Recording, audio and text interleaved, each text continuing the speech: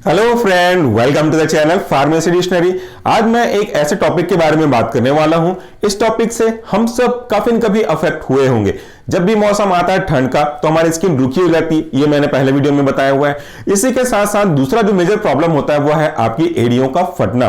तो चलिए आज की वीडियो में डिस्कस कर लेते हैं कि ये एड़ियां फटती क्यों हैं और इनको कैसे ठीक किया जा सकता है, कैसे इनको रिकवर करने में जो तरीका मैं बताऊंगा उसको आप फॉलो करेंगे तो प्रोसेस काफी हद तक फास्ट अप हो जाएगा। सबसे पहले बेसिक कॉन्सेप्ट को समझते हैं, क्योंकि कॉन्सेप्ट में ही आपका आंसर छिपा हुआ है। अक्सर आप देखते हो कि हमारी ट्रेडिशनल के अकॉर्डिंगली हम घर में जूते या चप्पल पहन करके अंदर नहीं आते हैं, और जब ठंड का मौसम होता है तो हम खाली पैर यूं जब चलते हैं तो दो चीजें साथ साथ होती रहती हैं।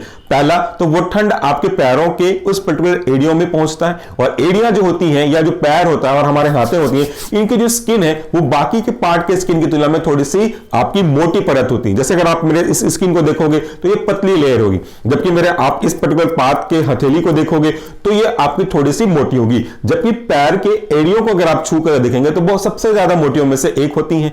तो ये जब ठंड पड़ती है या जब आप फर्श पे आपने टाइल्स पे चलते हो और बाहर से ठंडी हवा आ रही होती है तो दोनों साथ साथ एंटर करती हैं, और उस ठंड की वजह से वो जो आपका मसल्स है वो इस तरीके से सिकुड़ने लगता है कि आपस में ऐसा लगता है कि वो कोई फटने लगती है। तो वो हार्ड, पहले तो वो हार्ड हो जाता है, हार्ड होकर खींचने लगती है तो वो धीरे धीरे क्रैक नजर आने लगते हैं। ये प्रॉब्लम शुरू होने लगती है। दूसरा क्या होता है कि जब कभी भी आप देखोगे अपने घर में हमेशा सफाई एकदम चकाचक मेंटेन करना तो टेक्निकली पॉसिबल होता नहीं, भले रोज झाड़ू पोछा लगते रहे।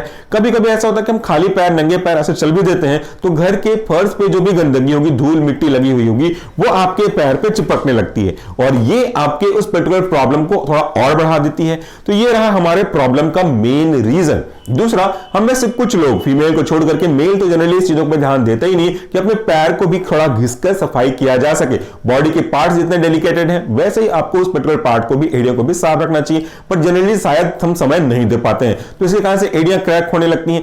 ये तो हो गया बेसिक प्रॉब्लम। चलिए हम बात कर लेते हैं सॉल्यूशंस की। तो जहां पे प्रॉब्लम है सॉल्यूशन तो वहीं पे साथ ही साथ होगा। पहला तरीका क्या करना है कि हाँ, ये चीज सही बात है कि आप अपने घर में जूते पहन करके अंदर नहीं आ सकते, ना ही चप्पल पहन करके अंदर आ सकते हैं। Completely agree with this. लेकिन इसका अल्टरनेटिव क्या है? आप ऐसे जूते पहन सकते हैं जो एग्जैक्टली जूते तो नहीं है, वो थोड़े मोटे फोम के एक शॉक्स जैसे, मोजे जैसे होते हैं, उनको आप यूज कर सकते हो। अगर वो भी यूज नहीं करना है तो कोई दिक्कत की बात नहीं, आप एक मोजा ही डालकर रख सकते हैं। इससे जो आपका पैर है, पैर की जो स्किन है, डायरेक्टली आपके फर्श से या जमीन से कांटेक्ट में नहीं आएंगे। अब अगर आप ये सोचेंगे कि मोजा तो खराब हो जाएगा, तो मोजा ज्यादा इंपॉर्टेंट है कि आपके पैर के एड़ियां, ये आप भी खुद डिसाइड कर सकते हैं। सो एक बार मोजा तो साफ हो जाएगा, एड़ियों में प्रॉब्लम हो जाएगी। लेकिन अगर आपने इस प्रॉब्लम को जल्दी से जल्दी सॉल्व नहीं करा एड़ियों का, तो क्या होगा वो भी सुन लीजिए। जैसे जैसे आपकी ठंड बढ़ती जाएगी, एड़ियों की पैर के जो मसल्स हैं वो सिकुड़ते जाएंगे, वैसे ही वो फटना शुरू हो जाएगा, और धीरे धीरे ये जो क्रैक है वो बढ़ते जाएगा, और इससे आपको काफी ज्यादा पेन भी होगा। स्किन भी वहां पर डेड हो जाएगी, स्किन फटेगी तो अंदर का लेयर दिखने लगेगा, और इससे सेंसिटिविटी बढ़ने लगेगी आपके पर्टिकुलर पार्ट की, और हो सकता है इससे थोड़ी थोड़ी खून भी रिसाव होने लगे, और बाद में तो ये तो काफी ज्यादा दर्द का एहसास करेगा। जब जब भी आप चलेंगे तब तब आपको प्रॉब्लम होगी। सोल्यूशन क्या करना है, मैंने एक बताया कि आप अपने घर में मोजे पहनकर रखिए, और मोजे पहनने से पहले का स्टेप है वो भी बहुत जरूरी है। आप क्या कर सकते हैं, थोड़ा सा टाइम तो देना ही पड़ेगा आपको जब प्रॉब्लम बढ़ गई है तो आप अपने घर में हल्का गुनगुना पानी करें। अगर सह सकते हैं तो गुनगुने से थोड़ा सा ज्यादा गर्म पानी करें। एक कुर्सी लें, उस कुर्सी के पे आराम से बैठ करके उस पानी को एक बाल्टी में डालें, और अपने पैर को उस बाल्टी गुनगुने पानी में ट्रांसफर कर दे, और हो सके तो एक आध ड्रॉप डेटॉल का भी डाल सकते हैं, कोई इश्यू की बात नहीं है। उस पर आप थोड़ा सा 5 मिनट 10 मिनट आराम से बैठिए। इससे क्या होगा, इससे ऑस्मोसिस के प्रिंसिपल के अकॉर्डिंगली आपका जो स्किन है जो कि हार्ड हो चुका था तभी वो फट रहा था, और वो गर्म पानी है, ल्यूक वार्म है, इसलिए वो पानी धीरे धीरे आपके उस मसल्स के साथ कांटेक्ट में आएगा, और वो जो सूखा हुआ हार्ड वाला मसल्स था पैर के एड़ियों का वो फूलने लगेगा। फूलेगा इसका मतलब है वो सॉफ्ट हो जाएगा। पहले बहुत हार्ड होता है, आप चाहो तो छू के देखिएगा, आपको हार्ड लगेगा, रफ नजर आएगा, थोड़ा सा अजीब टाइप की फीलिंग्स आएगी। बट जब आप पानी में सोक करके रखते हो 5-10 मिनट, आगे भी कर सकते हैं, ज्यादा करने में कोई इशू नहीं है, तो उससे आपकी स्किन की जो एक ऐठन थी वो दूर हो जाएगी। गर्म पानी इसलिए मैंने कहा क्योंकि ठंडे में वो अकड़ गए हैं, तो गर्म पानी में फैलने में मदद करेगा, काफी अच्छे से फैलेगा, इसलिए गर्म पानी जरूरी है। गर्मियों के मौसम में आप नॉर्मल पानी भी यूज कर सकते हो, बट गर्मियों के मौसम में कुछ लोगों को छोड़कर के बाकियों के पैर की उंगलियां और एड़ियां फटती नहीं है, बट हाँ कुछ लोगों की गर्मियों में भी फटती हैं,